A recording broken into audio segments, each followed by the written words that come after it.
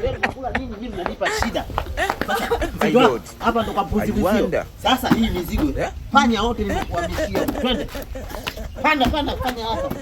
Panda. I wonder.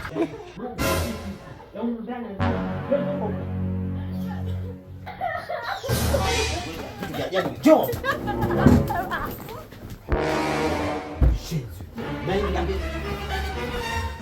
Hey, baba mkuu.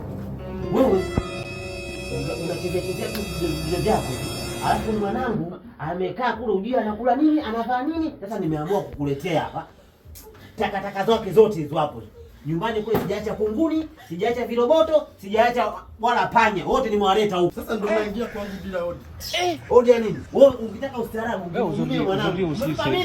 Alafu leo hii unashindwa kumhudumia. Weka kuna kwa tu starehe mwanangu. Alafu huduma odi. Mimi basi ya kwangu. Sio ya kwangu hata yeye muujiza. God have mercy upon us. Wewe unamaanisha mimi ndio nimempa mimba?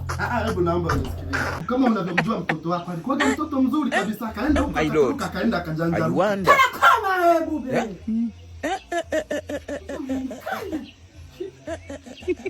I wonder. Umeona shida ya kuwa na wanaume wa nyumbani? Mama yangu. Game over.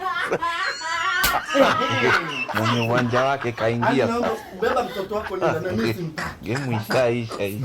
Maana somo nalo ingia. Kwanza hii mimba sio ya kwako. Mimi sikiliza nikwambie ukweli. Hii mimba nilipomsamea akarudi hapa nyumbani. Alikuja na vitu vingi na vile alivyokuwa mwanzo. Akanambia mimi nilale hivi chali, yeye akakaa juu yangu. Kwani nilimpaje wakati alinilalia juu? Bafu. Uweze kupinga namna hiyo.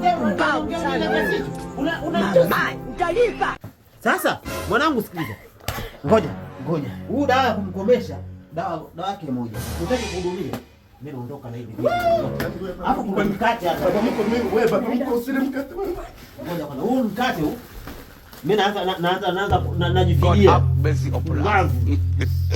Baba na ninakaa naye hapa ananitunza baba yangu. Na nakufungieni kwa nje. Tuanze.